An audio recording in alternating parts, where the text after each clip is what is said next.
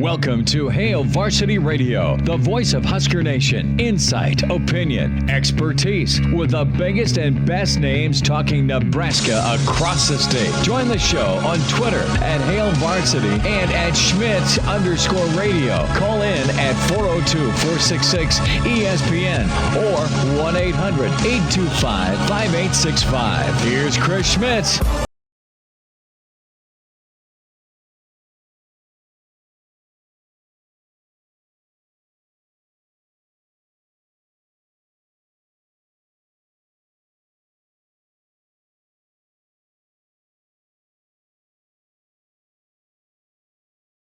To pull out a Saturday, some things to leave Saturday, so we'll get there. Charlie McBride's with us in 1 hour. Mr. Blackshirt himself, another Monday with Charlie.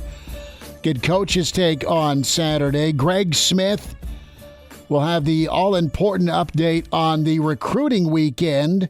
What Dylan Raiola, what O'Shawn Mathis think of Saturday. And, of course, golf on our mind. The Masters completed. Scotty Scheffler wearing that green jacket. We'll check in with our PGA Insider. And you know him and love him, Chris Elgert, with us a little bit before 5:30. Numbers to get in, 466-3776, 466-3776, 800-825-5865. Can email the show, chris@hailvarsity.com, and can find and follow us on Twitter at Schmidt_radio, Chris Schmidt. That's me, Elijah Herbel, at Herbal Essence for Elijah. So did you make the 30-hour death trip or no? Yeah. You did? Yeah. That's why you're so quiet and sunburnt. The sunburn came because Saturday baseball. Well, it was both. I was umpiring Saturday, and then I turned right around and went to Coors yesterday. And so you did you did MLB and did you do NBA or with no LeBron? You still watch the Lakers? Yeah, huh? It sucked. That was the worst idea ever. I watched Austin Reeves. Who the hell is that? He dropped a triple-double on the Nuggets. You saw a triple-double by someone not named LeBron on the Lakers. Yeah, and then or Magic or Jokic. That was my best candidate. Jokic didn't play either, and then Malik Monk drops 41 on the Nuggets. That was terrible. And then you have to go and drive 8 hours back to Lincoln. So you didn't overnight. take the train? No, we drove. That was the So mistake. you are absolutely at wit's end, fuses burnt. You're just praying for 605. I'm feeling better than I expected. Okay. It's probably just like the getting to like the end of my energy reserves. Like I got like a little second push here. I'm feeling pretty good right now. I mean, the sunburn. You look like you've had 17 pints of vodka, quite frankly. The sunburn's not great. I kind of forgot that at altitude it's easier to get a sunburn, so I did not pack any sunscreen. You're beat red with a goofy mustache. Yeah. By the sixth inning, I'm like feeling my face. I'm going like, man, I made a mistake here. Well, good for you. But yeah, it was a good trip. I just thought you were a little mum today because, God, it's Monday. But you've watched a little bit of the spring game, the recap, the fastest 60 minutes of football or football in 60, and it's been on a few times between NET re-airing it and the Big Ten Network replaying it. And I'm going to put my cards on the table. I was there through 3 quarters. Junior had baseball, and so I felt like just that type of a-hole father where you miss your kid's performance. He pitched at 11. And we're wrapping up, hour 2 of the spring game pregame, which was a lot of fun. Thanks to everybody who came out to the Single Barrel, and that was really cool to get things kicked off. But no, I mean, I was torn. I wanted to be watching him. He did great, and I got to hear about it from everyone else, which was cool. And then I saw, game 2 against your Southeast Knights, and they won, and he did well. So all's good. They play at 5 tonight. So I was torn, like job-wise, be there, soak it in, take notes. But this is what the new normal is. Nebraska's spring game ended up being a lot like Tiger at Augusta this year. You're just happy he was there and you got to see him. Was it what you wanted? No. But it's better than the alternative. And the last couple of years has been funky. A year ago, you're wearing masks. 2 years ago, there wasn't one at all. It was a video game. So 53,000 of you and your closest pals got to go watch semblance of football and even see tackling in the second half. You've got to always look at your beer being half full. That's just my humble opinion and take on it. And, did some folks stick out? Sure. And can you take from Saturday and project that Nebraska will be a force in the Big Ten? Absolutely not. But you can't look at Saturday and say, they're god awful. Here comes 3-9 again. No, absolutely not. I mean, there was some okay to it. There was a lot of yay and nay.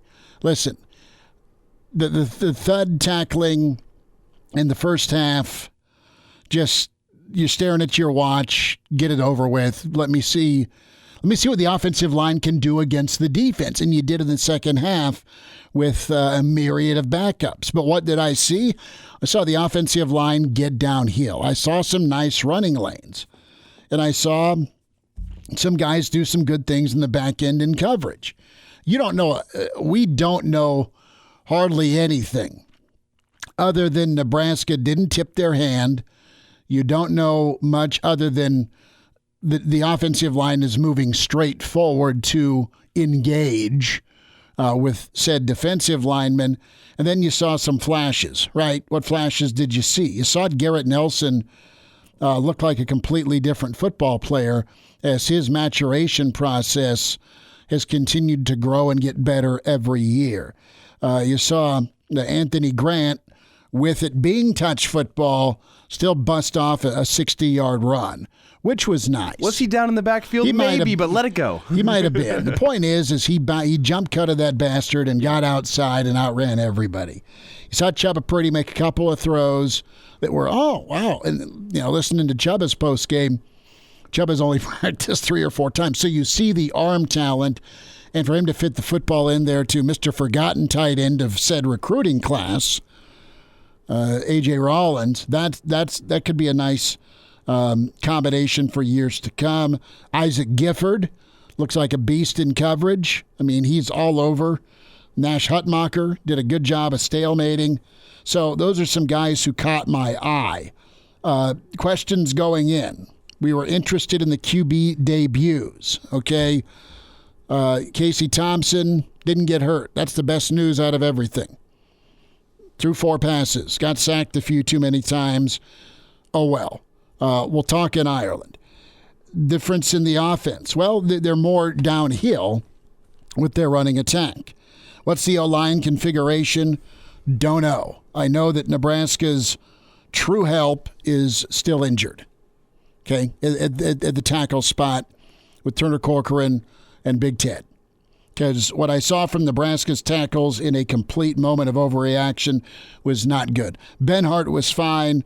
Banks, not so good. Miller gave up a sack. And then you have Schwartz, who needs to get in football shape. So you have tackles to look at. I like Kevin Williams. I'm thinking, what's the offensive line going to look like moving forward? Well, you got Big Ted, you've got Nuri or Williams at the left guard, you've got Lutowski or Bando at the right guard. I like Hickson. Piper had his arm in a sling. So that's your 1-2 center punch. And then at right tackle, hopefully you have Turner Corcoran, because that's where he's played best and looked best in limited action. It's not been at left tackle, not that he can't get there, but there's been some better play from him at right tackle when you look at Northwestern and Rutgers. Again, small sample size. As far as the running back stuff goes, listen, I thought Ramir looked quick, again, in thud action. And I thought Yant looked explosive. And you saw Yant ticked off. He's ticked off that he couldn't run some people over. He couldn't stiff arm. I mean, he was touched and he was down and then he was out because you don't want to risk injury. So there you go. And then you have Anthony Grant. There's your 3-man rotation. What's Gabe Ervin look like when he gets back and healthy? It's a nice name and talent to add to the mix. Beyond that, don't know. Don't care. I mean, you kind of got your upper tier and you got out alive, and that's what's key. I mean, to me, it really was about off the field. Again, it's can you showcase? Can you use the fan base to your advantage? And can you reel some people in so by the time summer gets here, you're staring at 10 to 12 recruits? And did you do enough Saturday for O'Shawn Mathis to make a pledge to Nebraska at the end of the month? That, to me, is what it is. You've got plenty of time to work on Dylan Raiola, but you had 100-plus kids here. It's showcase and then practice with elements of a game. That's what this event is. Now, the question is, are you going to come back as a Nebraska fan to another spring game format like this? Are you going to? Are you going to just watch it on TV? Are you going to catch the highlights? That's the question, because you're going to want and need several thousand screaming fans there to wow and impress all the kids you invite, right? It is practice also, too, for the fans when it comes to tailgating and enjoying yourself before and after and checking out a football setup. So there's got to be a happy medium. Who knows if next year or in future years you're in the same situation, injury and depth-wise, on the offensive and defensive line and at tight end. You're really, really thin. You had one quarterback that's already been dinged in Chubba Purdy that finally got in and looked okay. I'm glad that they took the jerseys off of Harburg. Both Kearney kids, I thought, did well. I really like Harburg on that seam route. I like his athleticism, the way he's able to move around and get out of the pocket. I think there's a lot of tools to work with Harburg. So you're going to have to do something to continue to entice the fans. I don't think any longer, based on how football feelings have been and in the record. I mean, there's minimal buzz for this, and there's less buzz after this type of format, okay? So what are you going to do to keep reeling fans in? Do you put a concert set up together for after the game? You bring a group in and let them serenade at Memorial Stadium? I don't know. I'm just throwing suggestions out there. But another year like this where it's not full go, full bore, you're going to continue to see it dwindle. It's miraculous and impressive to you, the Nebraska fan, that it's been several thousand pre and now post-COVID, where you're out there. It's still top 5 in attendance. Most places just go out there and have a practice. It's not really a spring game setting at all. Some places don't even have spring games. It'll be interesting to see what Ohio State does this weekend. I mean, damn, I didn't even want to watch the first half on TV. I had it recorded because I was out working, and I came back, and after the second half finished up, I go back and try to watch the first half. And it's just, there was nothing to see there. But one thing I will add, which was missed from this whole conversation, was at the end of last week, we were discussing who's the guy who's going to make a splash, who's the guy who's going to be the guy who stands out, and the answer was really no one really, aside from Jarrett Sinek. Who was expecting that one? Sure, fair. Hastings kid. Yeah, and he threw the ball, got a touchdown. I mean, yeah, he was all right. Probably spring game MVP. Right, but again, looking at the setting and setup, and granted, it was real football in the second half. Let's hear a little bit from Scott Frost and his take on this spring game, what it meant, and their mission. Today, I've said it, and it sounds cliche, but it's just kind of the culmination of spring for us.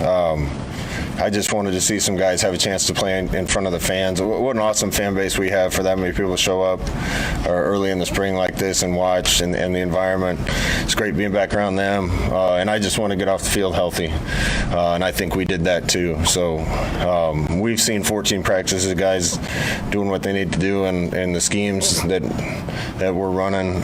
Today was just kind of about showcasing some of that to the fans and finishing spring ball the right way. Stay healthy. Stay healthy, stay healthy, stay healthy. And if push comes to shove, do you want to even have a setup where a guy could get hurt? It's tough. It's a bit of tug of war where you want to give the fans something to come see, but you also got to think and keep your team and your players first, obviously. And yet you have the element of showcase where, wow, come play here because, well, this is what you get for just a half of practice of half of real football. So, you know what, I'm sure Trev will huddle up with the appropriate people, and you'll keep the crowd running and flowing because Nebraska fans are the best. That said, you can't do another year like this. There's got to be some sort of tweak. The offense, it was ineffective. 12 drives, 9 first downs, 1 score. Scream with me. Yeah, it was painful. It's probably 3 things. I thought it was a little ugly offensively in the first half. That being said, it's hard to tell where some of those runs go when you're blowing it dead. We were being dreadfully simple and running inside zone and between the tackles, and then you get tagged off and they blow it down. And I wouldn't have wanted to be an official and decide where to spot a lot of those, but it's hard to get a real read from that. Amen. And that's the biggest takeaway, right? Some mystery. And are you ticked off you went? I hope not. I mean, was it Nebraska, Colorado? No. Was it Bobby Newcomb on the option keep in 98 around the end for 95 yards? No. But you got to see your team. Vic emails in, if they're going to do this, tickets need to be free. Vic, you might be onto something. Or maybe free beer. How about beer? Greg Smith, the recruiting impact, next. And we're back Fellas, think we could listen to the radio listen? on Hail Varsity Radio, presented by the Nebraska Lottery. Yes! That's awesome! We'll check in with Casey Thompson and, of course, Garrett Nelson coming up here in the show. Charlie McBride shortly, and then PGA Insider Chris Elgert, the man that's been banging the phones. Greg Smith, recruiting insider, HailVarsity.com and magazine at Greg Smith HV.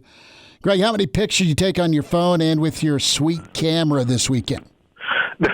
Quite a few. I think, honestly, the real number on the camera, I think it was like 424. When you have over 100 visitors here in town, including like 15 signees, the camera gets a workout, as do the phones afterwards. Well, let's take a gander at, some of the names. We know that the 2 biggest fish on Memorial Stadium's turf were, of course, Dylan Raiola and O'Shawn Mathis.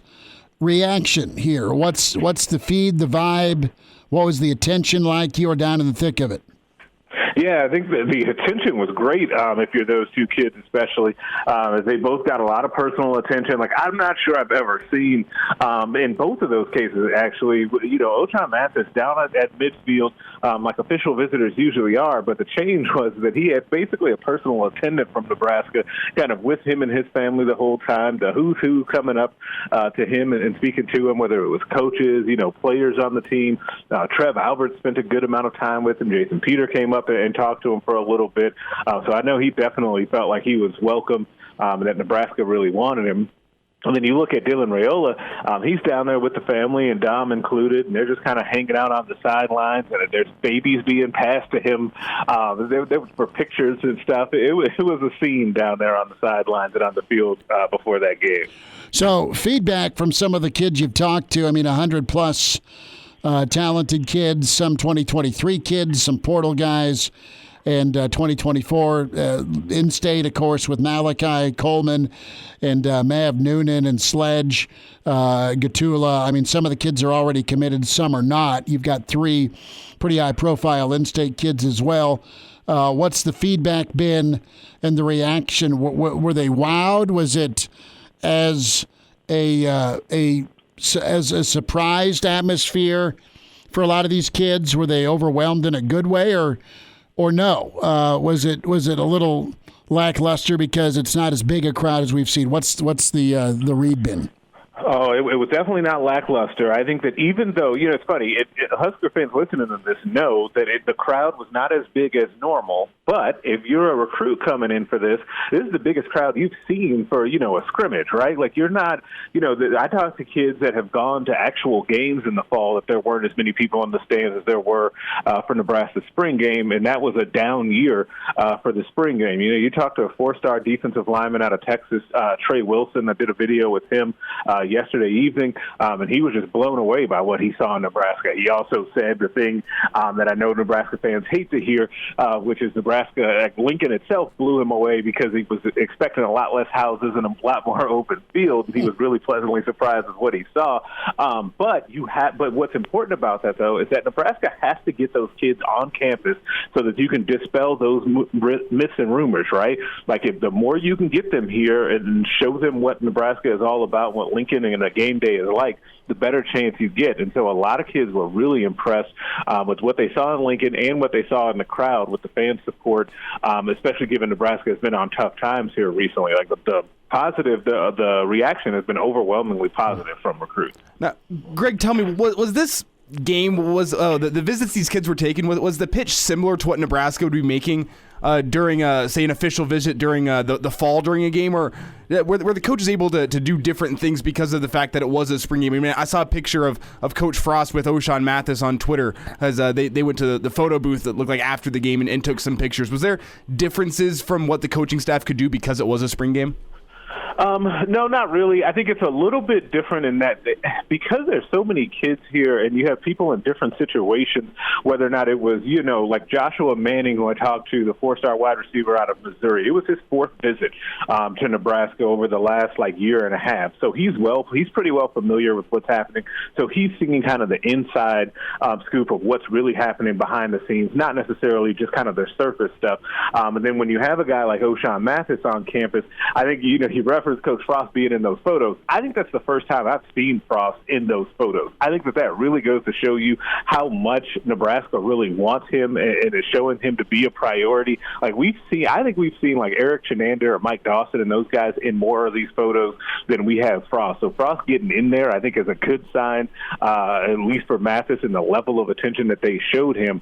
But those messages are a little bit tailored differently just because it depends on how often those guys have been to campus, not necessarily it being the spring game or a real game in the fall. Greg Smith with us, recapping the recruiting weekend for the spring game. You can follow Greg on Twitter at GregSmithHV, HailVarsity.com and magazine. So, Greg, what's your read and feel with O'Shawn Mathis? He put out on Twitter earlier today that it's, maybe it was late yesterday, but the point is he'll make his call in a month. He'll graduate from TCU and then transfer. Did Nebraska do enough to win him over? Where is Nebraska in the visit schedule compared to some other teams? Yeah, see, and this is the thing that's super interesting about this recruitment is when you have these high-profile portal guys, they don't do a lot of interviews, if any, interviews during the recruiting process when they get recruiting 2.0 going here like he is right now. And so you just don't know. Like, we don't know if his top 5 has changed. He had a group that included Nebraska, Texas, Ole Miss, Penn State, and USC. I don't know if all of those teams are even still in it. My suspicion is that he'll continue to take visits here over the next few weeks because every other school is still going through spring football, and you can take official visits right now. So I'd be looking for him to take more of those official visits. Nebraska getting the first one really does help, and I think they'll set a nice bar for that. And I think Nebraska will be in the thick of this. I still think that Texas is going to be a major player here. He's from Austin, obviously was at TCU before. So Texas, I think, it continues to be the biggest competition for his service. Greg, was there anything that he would have been watching for, you think, on the field, knowing he's probably going to be a one-and-done guy? Do you think seeing how ineffective the offense could be a detriment to his recruitment, or was there kind of, a little bit of separation, knowing it's a spring game and knowing things will probably look different in the fall? Yeah, I don't think that would really factor in. I think that most guys, especially guys as good as he's been as a 2-time All Big 12 selection, and the number of sacks that he's been able to put up in his career, I don't think he thinks that way. I think it's probably, hey, if I go there, I can help turn this thing around and be part of the solution. But I do think if you're really getting into the nitty-gritty, maybe the overall team and success would help. But then the coaches could just say, listen, it was a spring game. Like Frost said, we were, dreadfully plain or basic in our offensive game plan. We can do more than that in the fall, especially as guys get comfortable. So they have an easy way to combat that, even if he did think that.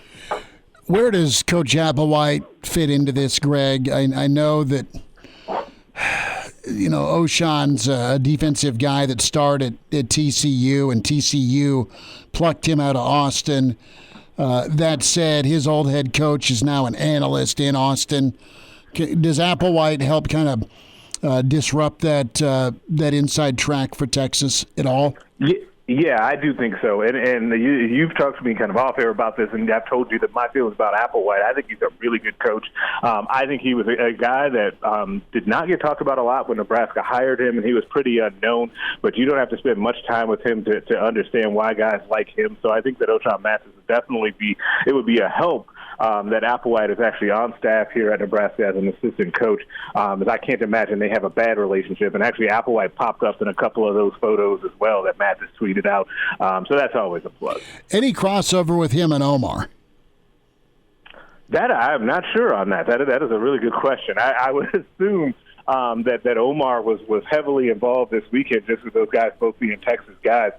They usually like to try to match guys up like that on those visit weekends, but I'm not 100% sure on that. Who else do you think got a great dose of Big Red this weekend? Give me, and I know you're talking to him today, Dylan Raiola, at least your view from 5,000 feet, so to speak, at this point, and then some of the other high-profile guys that, do you think Nebraska made a good impression?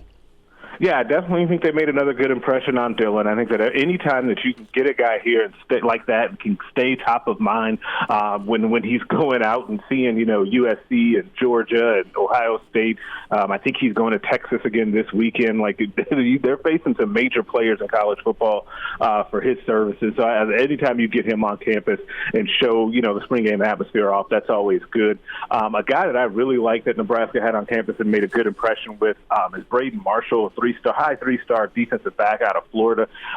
Travis Fisher can recruit defensive backs out of Florida really well. There's a number of kids, though, that were in this weekend. Maverick Noonan is one that I'm really interested, again, to get his kind of feedback on what he saw, as I know that, a lot of these in-state guys were hanging out with him, especially the commits over the weekend.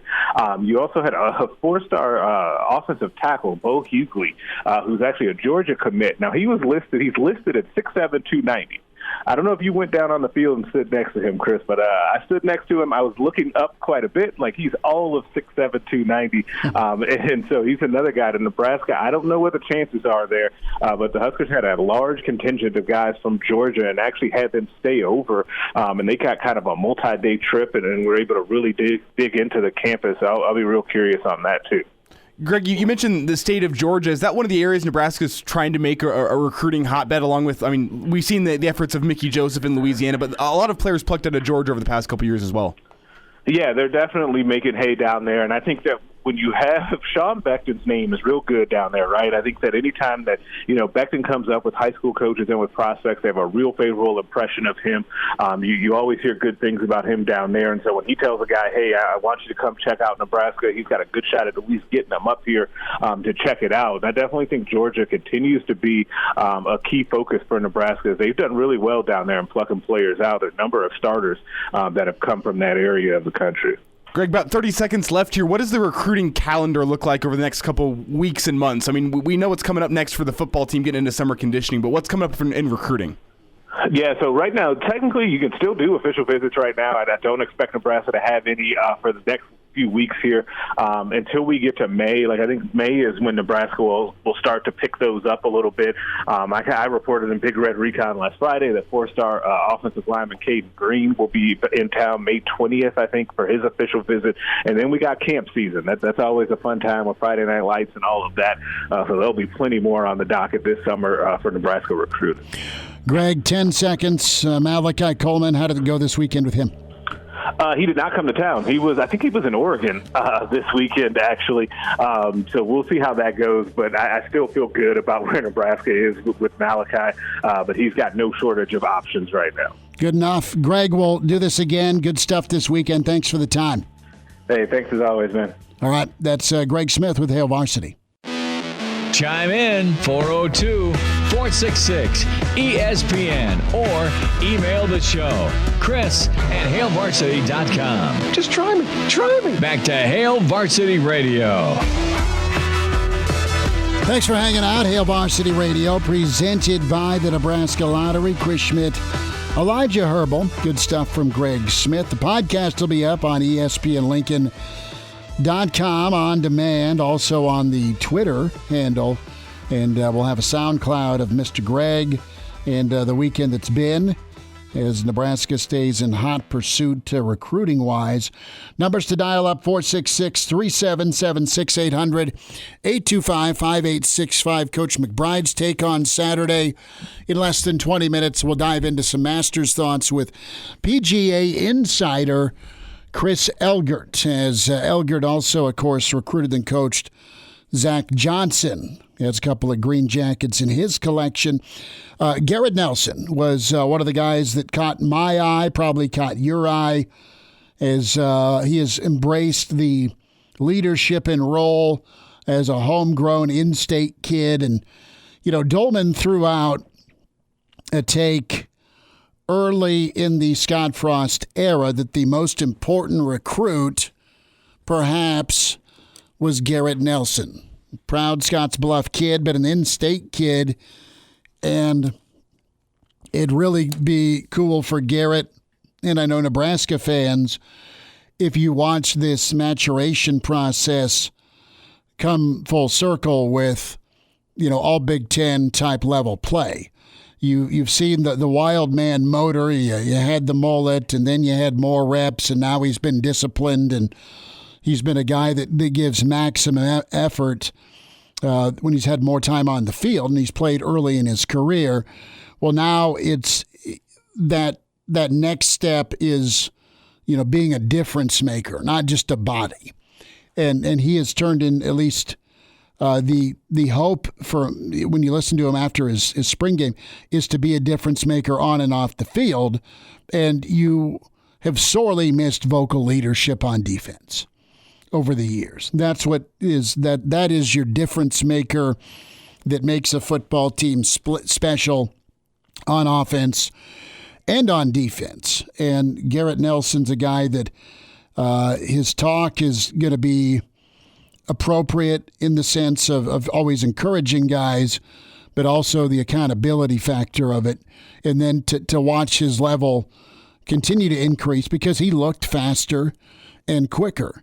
And he's all grown up, is the best way I'll put it, as a football player, ready for a big senior season. But Garrett spent some time after the spring game talking about his pass rush. Yeah, that was the biggest thing for me last year. The last kind of peg, I guess, in my game was pass rush and being faster and being quicker off the get off and off the ball. That was the one big thing I focused on, definitely emphasized by coaches. Been working on that. I think statistically I gained 10 pounds of muscle and lost like 4% body fat. Just eating correctly, taking it uber serious, and emphasizing those points of my game. Trying to get better.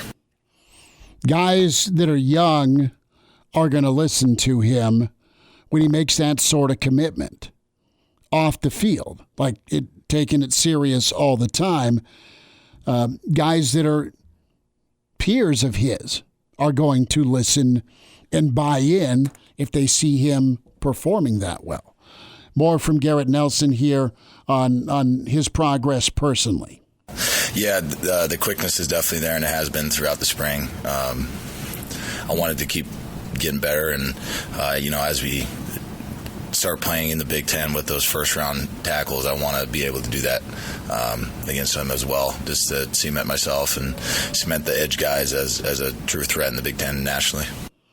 So there's a ceiling he wants to touch, and he isn't wrong going up against the who's who of draft picks. Yes, you've got a ton in the SEC on both sides of the line of scrimmage, but the Big Ten isn't too shabby either with what they have defensively and, of course, what you're trying to get by on the offensive side. Think about what Wisconsin and Iowa have done along with Ohio State just recently when it comes to NFL.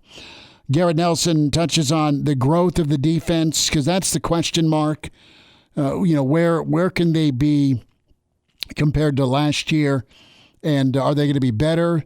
The thought is there's going to be a step back. We'll hear more on that point. but the growth of the D and how it came this spring. Just progress, I guess, in positions, back end figuring themselves out, interior D-line guys figuring themselves out. That bulk of our experience is in that linebacker core. And having those positions figure themselves out was nice. This first couple practices, guys getting reps, kind of figuring out where they go.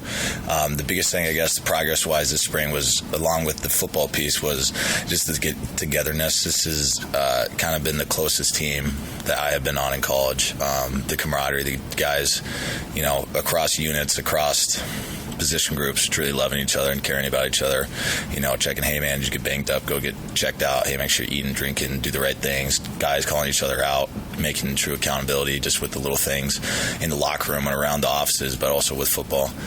We need that to kind of, that last little push, a wave to push it over. So Garrett's going to jump in and talk about standard. Last year's defense was a lot better defense for Nebraska, probably the best defense they've had since 2016, quite honestly. And Garrett got into kind of meeting and exceeding that standard from last year. The standard has been set, and it has been set from last year of what defense we want to be. Putting a lot of the weight on my shoulders, putting a lot of weight on the other guy's shoulders, defensive leaders-wise, to uphold that standard or even progress it into the elite category where we wanted to be. We played a lot of great defense last year. There's some things that we could have got better at 100%. We want to get better in those areas, but keeping that standard, keeping that progression, upward trend as leaders is kind of I've thought about it all the time. I don't want there to be a fall off. I don't want there to be a drop off. I don't want to have a worse defense. Being a better defense and having those guys fill those positions has been huge. And that statistic feels pretty good. Last thought on the no drop-off mentality.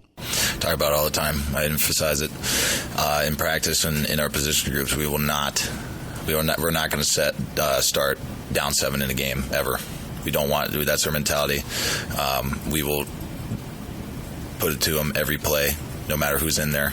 We cannot have that step down. Just the mentality of every practice. Practice like you're an old guy. Practice like you have experience. Take it seriously. Practice like you're an all Big Ten defensive line. So you hear the urgency with Garrett Nelson and where he wants this defense to go. You also hear the maturity from Garrett Nelson and what he thinks this defense can be. We'll have a couple more thoughts on the other side from Garrett Nelson when it comes to some of the young guys defensively. And it was good to hear and good to see. It's one thing to kind of, all right, Garrett's been vocal. Garrett's kind of a wild man. Good on him. Can he be a leader? And he's going to set the example with his play. But performance is key, is so key in getting guys to fall in line behind you. And he had a really good season last year, and it can only continue to go up. And that's his mindset. That's his goal. We'll wind down hour one. Charlie McBride in 15 minutes. It's Hail Varsity, presented by the Nebraska Lottery. And now, back to Hail Varsity Radio. One final time this first hour. It's Hail Varsity, presented by the Nebraska Lottery. Podcast. Be sure to download and subscribe to the Hail Varsity Radio podcast Monday through Saturday, 6 times a week, and Spotify, iTunes, Google Play. Be sure to tell us what you think. Give us a rating. Give us a subscription. Good, bad, or ugly. Save some bank on HailVarsity.com and magazine as well. When you subscribe, a reminder, buckle up.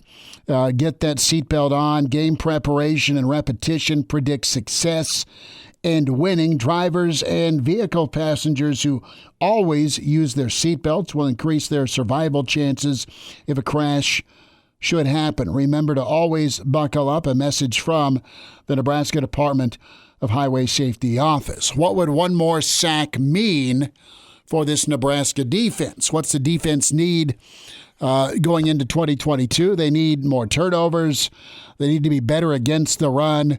They need to be better at getting after the quarterback. O'Shawn Mathis, yes, but you got 2 candidates that could make it happen in Caleb Tanner and, of course, Garrett Nelson. Nelson speaks to the point of just one more sack a game. Wanting one more sack a game, we were okay in that area, but you know, with this end, we can't be okay. We got to be great. We want those pressures off the edge. We want those interior sacks. We need one more sack a game. That is on me as a leader. It's on me as a position group, D-line and edge guys together. Getting the balls out, and we need more turnovers. We don't, believe it or not, want to lose by one possession or 1 point anymore. So if we have the ball in our hand while we're ahead and we can bleed clock or score again, that's on the defense to get that back to our guys to let them go to work. Complimentary football, Elijah. Take the ball, go score if you're on offense, get a 3 and out, get great field position, and be scoreless the first time the offense gets the football. Wait. Pretty rare Nebraska would score first in the Frost era. Yeah, wait. Complimentary football. I didn't know you were allowed to do that. I thought you had to. I thought you had to put at least one phase of your game behind the 8 ball at least once in the game. Like, just think if it gets to like normal football, where more times than not you're better or equal in all 3 phases. Novel thought. Haven't seen it in what, 10 years? No, you saw it against the teams you're air quotes supposed to beat in 2016. Well, I'm saying like with consistency over an entire season though. When was the last time you saw that? 2016. What'd you say? Yeah. I guess as good as, sure. They were as good as some teams that they should have been. But I don't think they necessarily played complimentary football for an entire season that year. Sure, I'll give you 2016, but I might go back to 2013. No, I think their best teams are 2013, 2014, 2012. For sure. Mm-hmm. Absolutely for sure. the poster child for complimentary football, not 2009. Don't screw it up, offense, so you go kill people. Imagine scoring like what, 10 points in a Big 12 championship game and almost being able to win. That's an unreal. Well, no, exactly. I mean, the scoring defense was nuts. I think they held them to like 10 a game. Yeah. Number 1 in the country. It was. Yep. Get a scoring defense that holds them to 24 and get an offense that scores 30. Bang. Right? I mean, that 2009 team was our best look at what it would be like to be an Iowa football fan. One of the best defenses in a number 90th ranked offense. Well, and at least you had some NFL backs there in 09. They're carrying it for you. Coach McBride's next. Welcome to Hail Varsity Radio, the voice of Husker Nation. Insight, opinion, expertise, with the biggest and best names talking Nebraska across the state. Join the show on Twitter at Hail Varsity and at Schmidt_radio. Call in at 402-466-ESPN or 1-800-825-5865. Here's Chris Schmidt. Welcome to it. It's Hour 2 at Hail Varsity Radio, presented by the Nebraska Lottery. Chris Schmidt, Elijah Herbel. We welcome in Mr. Blackshirt, another Monday with Charlie, Coach Charlie McBride. Coach, how's the weather? How you doing? Perfect. It's just still a little overcast, but it's you can live with it. It's 60 and no wind. Thank you for that. Well, I think we've kept all the wind for the rest of the United States here the last 7 days. No fun, but if you're a defensive coordinator, no fun throwing the ball either, innit? Yeah, well, that's the thing that it when you're on a team. And you see, half of your team can't do what they really want to do, and half of it it's better for. It does get a little confusing as to what's the best. You just defensively, you just keep your mouth shut. Just go get the football, right? That's right. So, how did you spend Saturday? Did you put some wings in the air fryer and watch the spring game, or what'd you do? Yeah, sure. I watched the whole spring game and watched it again on the Big Ten Network, and then watched a part of it again on the Big Ten Network. And right now, the Purdue game's on again on the Big Ten Network.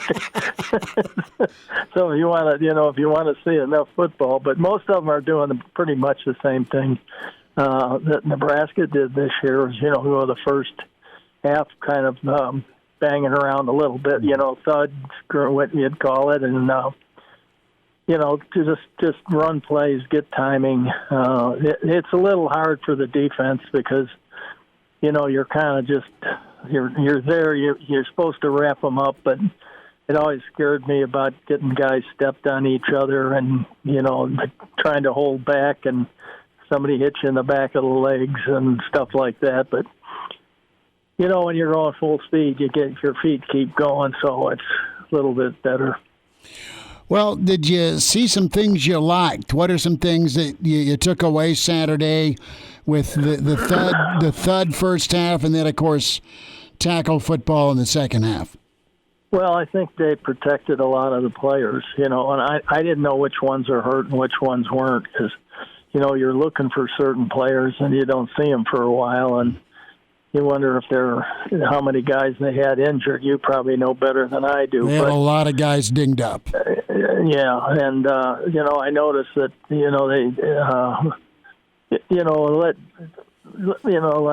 early the quarterbacks threw probably Harvard maybe played a little bit more than anybody. Mm-hmm. I thought, when I kept thinking about it, but that was the nature of the way they had it, and. I think what they did in this game, believe it or not, is I think they got a chance to see a lot of the younger players really under probably more reps than they usually get in the scrimmage. And I think that they probably came up with a couple of, players that they think, they might have overlooked. Okay. So it's a bigger window and more of a game type setting to make an evaluation. Oh, yeah. No question about it. I mean, you take a kid like Harris, and, he did some things that were really kind of impressive, his explosiveness and things like that. And, I think it was Lubin, that did some good things that are down the line running back type of things. And and there were some defensive linemen, too. You could see they needed work, but, they got a chance to get better over the year. And, I've always said this, and in fact, I talked to Trev a little bit about it, as, for teams that, for example, like at Nebraska, where they haven't gone to a bowl game for the last, couple of years, and that the other teams get to go work their guys out, when they're there. Mm-hmm. We got to work with the younger guys and, after practice and, you do what you can do. But I always thought there ought to be time for the teams that don't go to bowl games to have some time where they can do, develop instead of going backwards, like what would basically wouldn't have the practice time that a good team would have. It's or the better teams at the bowl games. And so, you kind of look at it that way a little bit. But I think, as time goes on, they're going to have to cut down on, numbers of, decide on the scout teams and pretty much, nothing's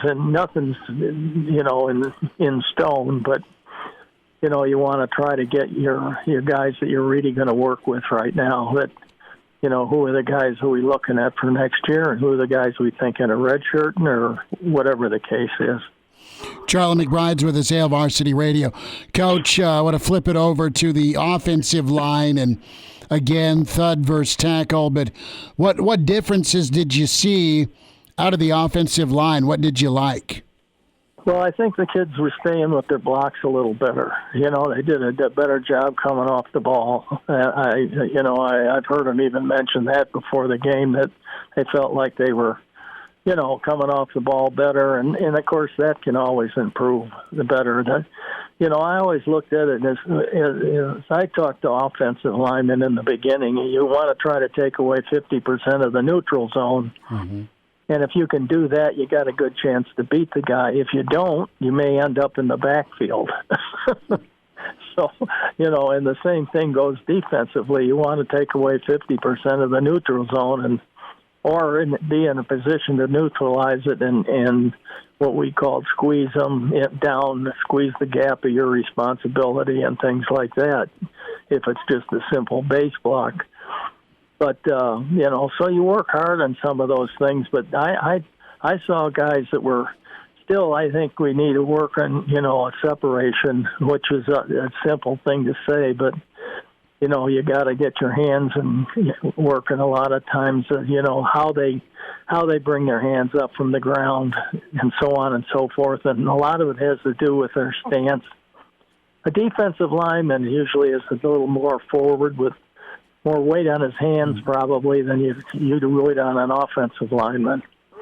And so you got a little more weight going forward. And but I saw some good things, and some of the young secondary guys, kind of impressed me.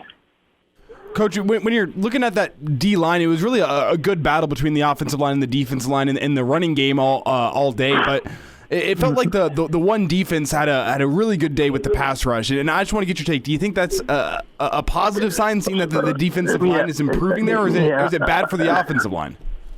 I think they showed. I don't know how much of a part of getting an end on the weak side, an open side end, able to widen a little bit and rush the passer and things like that. It looked also like they took a couple of their big defensive ends and went to almost an even type front with an offset nose and a 3 technique.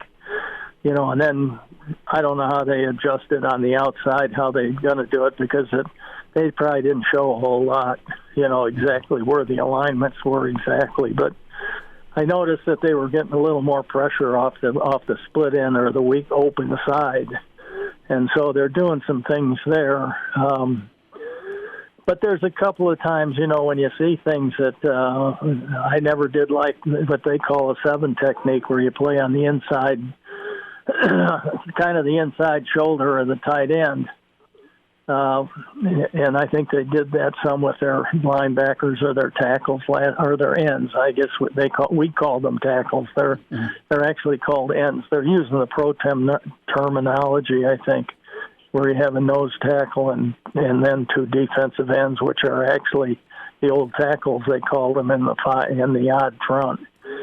But and if you play these guys on the inside eye and you're still kind of responsible for containing, it's a hard place to get there from. And you can do some things that adjust to that and change up and do some things where you still have your responsibility, but you do it from a different position. Coach. So, they may be doing some of that. I don't know. They sure wouldn't be showing it now. Well, Coach, what do you think of Garrett Nelson? He had a pretty decent day. He's really embraced the leadership, and he's doing all the right things, and he's really kind of come full circle from day one, kind of a wild man to a guy that is trying to lead the program. What's he shown you so far? He's showing me he's a wild man. I mean, but he's controlling it. He's doing it with some, with technique. He's doing it, lower. He's got himself down in a better hitting position. And I think that he's going to do nothing but improve. And he's got a good motor. And, there's a lot of guys that, they can do, they have good motors without even having to push it. They already do it, somehow. Some guys have to push it a little different, but he's got the temperament to be a good pass rusher. Defensively, what does this defense need for the fall 2022? The defense has to be what? The defense has to, number one is this has to get. To really get to the football, and a lot of things are little things like pursuit angles are really important, and getting off of blocks. I mean, that is really critical, and that's why I keep going back to the word of separation, because you can get, if you're separated, you can get released from the guy different ways, and you don't get tied up with him as much. And plus the fact, if you do start to get away, usually he'll grab a hold of you or something, and there's a possible penalty there. So there's a couple of things. The other thing I didn't see a lot of was when they're getting their power rushing, defensive linemen and things like that. And they're not going to get to the quarterback, that they need to be ready to jump and get their hands on the ball when it's thrown and things like that. So there's a lot of little things they have to work on that they can do easily, and you can do it in drill form. You know, it's a pretty simple thing to do without a lot of time being taken. Coach, the other narrative is, all right, you've got young guys on the defensive line, you're thinner. Well, Casey Rogers has made some plays. Ty Robinson's ready to take a step forward. And then we have Garrett Nelson and Caleb Tanner off the edge, of course. So, what kind of jump can they make? The thought is well, okay, the defense, because of all the lost talent, will take a step back. Is that some motivation? Is that some bulletin board for the Black Shirts and Coach Chinander here heading into this season? Yeah, it can be, but they know they need to. It's just like if a guy gets hurt, it's people have to step up. Sure. And they know they have to improve, and that's the thing is that they put their mind on the improvement. They're thinking about things all summer. They're not just wandering around. That they're in your mind. It has a lot to do with just thinking about your techniques, thinking about what you're doing when you're off the field. And then when you're on the field, do some extra work after you have maybe, I don't know how they work, at night when we used to work. We didn't really get to see. They knew what we wanted to do. Sure. And so I know some of them, did a little extra after it was over. Spent 15 minutes or so and just doing things, repeating the things that they don't do well. Mm-hmm. That's the thing in practice. When you're not practicing, your coach is going to direct you, but you may be doing some of the easier things you can do, and some of the things, that today you're not doing the things that are easy or are easy for you, and tomorrow you're doing things that are not easy for you. But those are the things that are not easy for you. You need to really think about off the field. You need to visualize doing it, and you need to work on it. When you're off the field, somehow, some way, even if it's against a post or a wall or your footwork or whatever the case is. Coach Charlie McBride's with us here on Hail Varsity Radio. And Coach, we only got about a minute left here, but quickly, can you take me through what happens with the coaching staff following spring football? I mean, we know that the players are going to get into summer conditioning here shortly and finish up their semesters, but what's the next steps for the coaching staff after spring football? Do you take a second to exhale, or is it right into other things? Yeah, well, what we did, how they adjust, I don't know. But we interviewed each player individually, gave them a kind of a synopsis of what we felt like they did in spring practice, where they improved in, where they need to get better at. And they made a kind of a notes of the, what the things were we worked on. We talked a little bit about maybe, getting a little stronger poundage-wise. A lot of times guys say, well, I can put 25 pounds on my bench press. Well, that's pretty hard. If you put 5 to 10 on, you're really doing good. I mean, and things like that. And so you need to talk to them about, some of the things that they need to improve on the most, while you're getting ready to recruit. Sure. If you're getting ready to go out, so you need to make phone calls and things like that as far as the coaches are concerned. But the thing that's most important is that you get to each one of your players and you shoot them straight. Tell them exactly what they need. And they always knew that I may be brutally honest to them, and they know before they come in there that if there are some things that I might say that that were pretty tough on them, but they understand that, and a lot of times when they're done playing, they thank you for that. Charlie McBride with us, Hail Varsity Radio on Monday with Charlie. Coach, we'll talk next Monday. Thanks for the insight today. We're going to have another game this week? I wish. No. Put your feet up and comb your hair, bud. Stay out of the wind. Okay. I'll get ready. I'll start working out. There we go. Coach, thanks so much. Okay. Thanks for having me. Bye now, guys. And now, back to Hail Varsity Radio. Big thanks to Charlie McBride. A Monday with Charlie. It's Hail Varsity Radio. Coach, his thoughts on the spring game. We're going to turn our attention to Augusta National and PGA Insider and longtime coach of, some of the best there is. Zach Johnson is who I'm thinking of, who has a couple of green jackets. Our dear friend Chris Elgert with us on Hail Varsity. Chris, thanks for a few minutes, man. Good to spend some time. How are you? I'm doing great. How are you, Schmitty? We're good. We are good. How did Masters Sunday treat you? It was, quite honestly, pretty perfect. Weather was good here in Nebraska, and got together with some friends and watched the final round. So when I'm not there, I tend to make it to Masters Sunday in the same location every year when I'm back home, and so it was good to get together with friends. Well, that is awesome. Chris Elgert with us, PGA Insider, Hail Varsity Radio. So I want to focus on Tiger real quick with you, Chris, and what did you learn? What did you take away from Tiger being able to complete and compete at Augusta? It wasn't what he wanted. It wasn't what Tiger Nation wanted, but the guy finished, which was a major accomplishment. Well, I was pleased. I think, it was a win for the golf world and any fans out there of Tiger to just see it in the first place. But to honestly have him make the cut, play all 4 days, obviously stamina is an issue right now.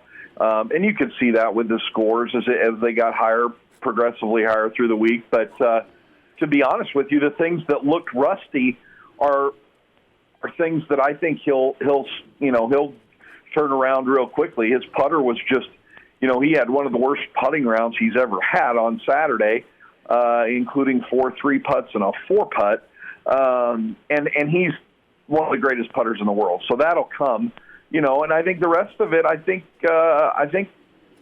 you've got to be kind of excited about the future. I still think he has enough game to win.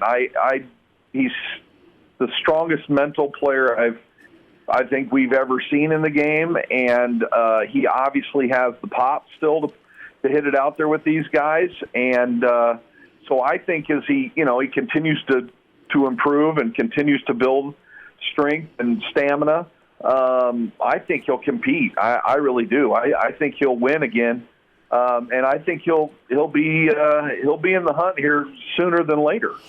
Does that be in the hunt include the Open? He committed to playing there. Yeah, I mean, how can you not think he's going to be? That's a perfect golf course for him. It's not a hard walk. It's an out and back flat walk for him. He absolutely loves the golf course. It's his favorite course in the world. He's had success. He's won twice there. He will compete there, in my opinion. He knows the golf course too well, and that's more of a plotter's course where you move around and you have to stay out of bunkers and you have to kind of play into areas, and he knows it, and I know he's excited about it. You could tell in his interview, and whether or not he plays at Southern Hills for the PGA, I honestly think he will.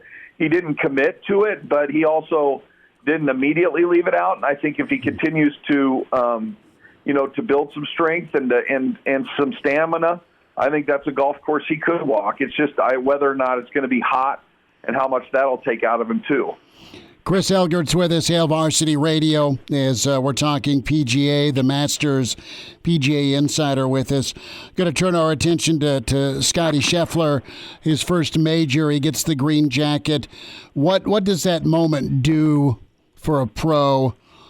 Take us through Zach and when he won it the first time.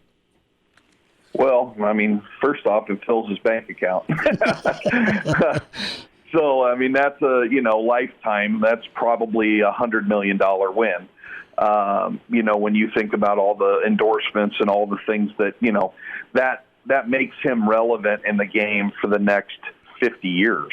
And that's amazing to think about, but it's true. I mean, he will be relevant as a Masters champion for the rest of his life. And there is a lot that comes with that. So, he's had an incredible run to win the golf tournaments it's amazing. He, just 4 short years ago, he was playing a Monday qualifier here at Wilderness Ridge to get into the, Pinnacle Bank Championship on the Korn Ferry Tour.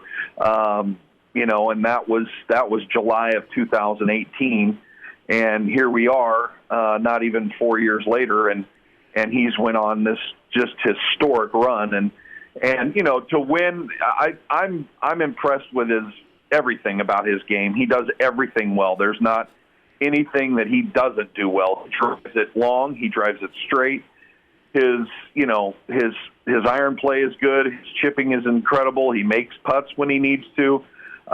He's got great discipline. To be honest with you, he's got great discipline on the golf course. He's got a perfect personality to just stay in the moment and continue to kind of grind it out. And, obviously you win once, and he's kind of figured out how to get it across the tape. But now to win in where he's won, to win at Bay Hill, to win at TPC Scottsdale, to win the match play in Austin, to win the Masters, he's won on different golf courses and different settings, and quite honestly beat the best in the game. And so, he's having a hot run. I mean, players get on those runs, but he's got all the game in every aspect to be a great champion for years and years. Chris Elgert's with us, PGA Insider, Hail Varsity Radio. Give Chris a follow on Twitter at Chris Elgert. Elgert, a thought with the peers, keeping your ear to the ground with the PGA like you do.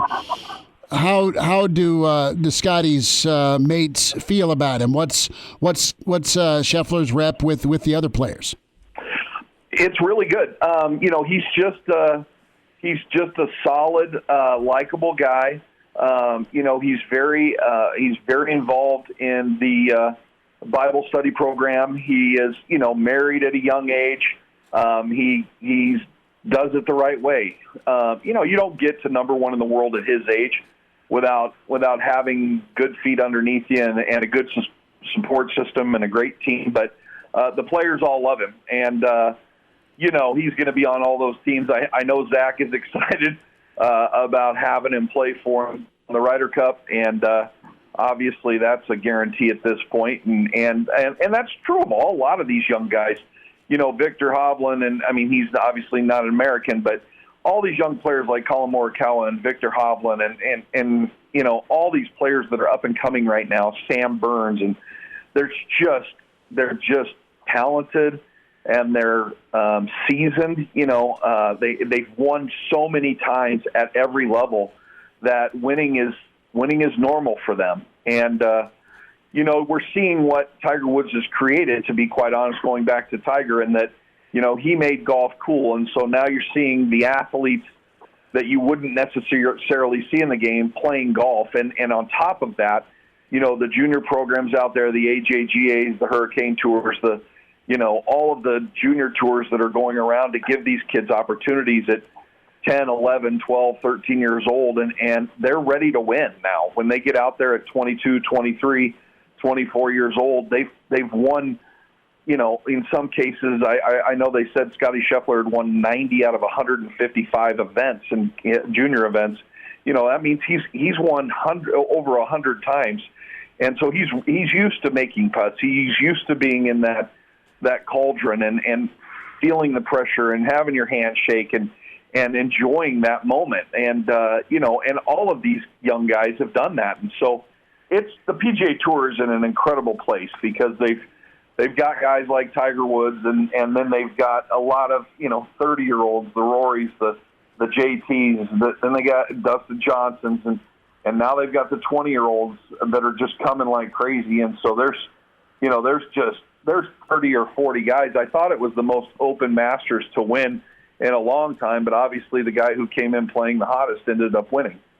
Yeah, and you make great points, and the amount of attention golf has received, especially since COVID, with how they continued playing tournaments, and now you've seen some of these young guys start to step up and win tournaments of their own. Do you think we could be entering a new golden era of golf. I mean, you look at the guys in the top 10 yesterday with Scheffler and Smith and Zalatoris, and you even have Cameron Champ. I mean, a lot of young guys making some strides. Is there potential for this to be a new golden age?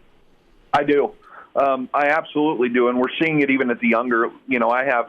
I have kids that play. I have a 15-year-old daughter and a 13-year-old son, and so I'm seeing a lot of the best players in the country at their ages, and it's amazing how low these kids are shooting and what kind of players they are. My son is lucky enough to play with some kids down in Pinehurst quite a bit, and he's got 3 friends down there that have all been. They're on TaylorMade staff, and since they were 8 years old. That they've been identified as great national talents, and these kids are shooting scores that you just couldn't believe. I mean, they're shooting 63, 64, 65, 66s at 12, 13, 14 years old, and there's a bunch of them. So I think we're going to continue to see it. I think the game is in the best place in the world, and I think it's going to continue to grow in popularity. The golf courses are full as we look around. As I sit here right now at Wilderness Ridge looking out my patio, there's people and kids playing golf. And the pandemic did that. It brought so many rounds to all the golf courses. And I think there's a lot of people who are understanding the values of getting outside and trying to be healthy and enjoying the game. And we're seeing just incredible amounts of at all levels, and that's all due to Tiger Woods, and the game is just getting better and better. Chris Elgert with us, PGA Insider. Give Chris a follow at Chris Elgert. Elgert, awesome stuff. Great insight on the Masters. Best to you and the kiddos who just keep ripping it off the box, man. So happy for you and your fam and how well they're performing. We will see you soon, bud, and thanks for always giving us a few minutes. You bet. Take care. All right. Chris Elgert with us here talking Masters. Casey Thompson, his thoughts of the spring game up next. He's in his 30s, but sounds like he was born with a stogie in one hand and a brew in the other. Now, say my name. It's Schmitty on Hail Varsity Radio. I got the body of a taut, preteen Swedish boy. Really good stuff, informative stuff from Chris Elgert on Tiger, the Masters, of course, Scheffler, and really awesome tie with Wilderness and the Korn Ferry and the Pinnacle Bank Championship and some of the guys who performed there, how they've gone on. Zalatoris, how well he's played. And wasn't that long ago he was swinging away at Wilderness. Same with Scheffler. You look back to 2018, that window of time, and really insightful from Chris Elgert. Just such a good golf guy, and has some really, really talented kids that swing the sticks. Numbers to get in, we're open till 6, 466-377-6800-825-5865. How would you spice up the spring game? Do you want it that way? Did you sit through and you kind of knew what you were going to get, so you were fine with it? You went anyway to support? I'm thinking maybe you have a end of game show, concert. Run somebody out there on a stage. Easier said than done, but why not party a little bit? The field turf's getting ripped apart. It's well under 500. It's not the AstroTurf that people were selling at $25 a pop that are in Husker dens all over, with part of 3 national championships that went 60-3. So you have Casey Thompson. All eyes were on Thompson. And Thompson didn't do anything wrong. He just didn't get a lot of time. They didn't risk much with him being out there. He really wasn't pressured or pushed that much during spring due to injury. Now, Smothers didn't throw that well, but he continues to grind away, and I love the attitude Logan Smothers has. I really liked that Harburg was green jersey off, let him get banged around a little bit. They wanted more film on him. That was nice. And I mean, the coaching staff talked about with those two guys especially how much bigger their learning curve was, having to forget a lot of things from last year and then learn a new offense. Where with the new guys coming in, it's just learn the new offense. These guys got to forget and then learn. So they're even behind the eight ball a little bit more than the other quarterback. Possibly so, and don't disagree with you there. Let's hear a little bit from Casey Thompson. What were his goals this spring, and how did the spring work out for him? It was about going out, running the offense, and really just getting out of the game healthy was the main thing we were trying to accomplish today. And I wanted to complete every pass. I was close, but that kind of was the goal to come out today, just run the offense and get out of the game healthy. 3 for 4 throwing the football. Now, you saw a dart to Palmer. You saw a great diving catch, but we didn't see a whole lot of Palmer either on Saturday. More from Casey Thompson and the bragging rights part of things. First and foremost, I wanted to beat the defense. So as you can see, I was engaged the whole game I definitely want us to beat the defense so we can have bragging rights throughout the summer. I don't like giving anyone any bragging rights ahead of us, but as an offense, we want to go out and score every drive that we get. But you have to be positive about it too and be realistic. If that doesn't happen in a game, then you for sure want to move the chains and you want to take care of the football. And I know with the ones we took care of the football today, and we were able to get some positive yards and get our run game going. So that was good. Think about Casey Thompson, and Coach Whipple has talked to him about continued leadership, and that's a guy that is going to embrace that. He'll go out. He'll be outgoing. He'll have the linemen over for buffet time. He'll endear himself through his work ethic. And, the next step is going to be on your own. Here's a list. Here's your to-do list, Elijah, for summertime. And it's going to be quarterbacks and wide receivers. It's going to be on air, but it's going to be timing. It's going to be feel. It's going to be familiarity. It's going to be getting comfortable, continued comfort with the guys you're throwing the football to. And it's not just the top 4 or 5 wideout targets you have. Get that way with everybody. Get on the same page, do the extra. Casey Thompson's a guy that's always done the extra. I mean, and that's something I've seen this offseason with Russell Wilson. As soon as he got traded to Denver, what's he doing? He's getting in contact with his receivers. He's having them come down to his little private field, run routes with him even before these summer OTAs start getting underway, where the team is getting going, where he is saying, I'll fly you down to wherever I am, and we can get these routes going. We can get this timing going, because that's so crucial, especially when you have a short turnaround time. I mean, what is it? 7 months from on campus to playing your first game, 8 months, where you got to get that timing down quick, and that extra work is going to be so huge. Well, what can the first team offense be? What can they show this upcoming fall? What's really the look of that first team offense? Today we honestly were close to going live, and we were going to split up the teams, but we didn't have enough depth at just a few positions, and so we thought it was best to do that. We met with Frost about it on the leadership council, and of course we wanted to go live, but I think it was a smart decision. But we've had plenty of practices and scrimmages against the defense where we've gone live, and as a team, with the coaches, I think that we've seen enough, and so today, like I said, I can't really control whether we're live or not, but I think that our run game is fine. I think that our wide receiver position and the passing game is fine. And like I said, I just want us to be a little bit more consistent and continue to move the chains. That's what it is. I mean, there'll be home run opportunities in this offense, but be a good running team, be physical, and you're going to have a lot of weapons, and you're going to have healthy weapons to not only get downhill and be physical, but what you can do to gash teams with play action and make some big-time throws. So happy or not, are you happy with where the offense is? I feel like that we're in a good spot as a team, as an offense. Throughout spring with the ones, I know for sure I can't really speak on the other quarterbacks, but I think we had 20-something, 30-something touchdowns. I had 4 or 5 interceptions throughout spring, so I feel like I did a good job of taking care of the ball. On the offense, we did a good job of as as spring ball progressed, we've had some of our best practices the last few weeks, and routes on air have improved every day. One-on-ones, we've done a really good job in the one-on-ones at the wide receiver position. As you know, we had a lot of young guys step up at tight end, with some older guys being out. So I think I've seen a lot of improvement across the board. But talking to Coach Whipple this week, he really wants me to just be a leader of the offense, but make sure I focus on being a quarterback and not trying to be a leader of worrying about other guys' positions and how they're coached. I'm just trying to trust the coaches that we have on staff and just do my job to the best of my ability. You don't want mixed messages. You don't want the quarterback telling the wideout something different than Mickey's coaching.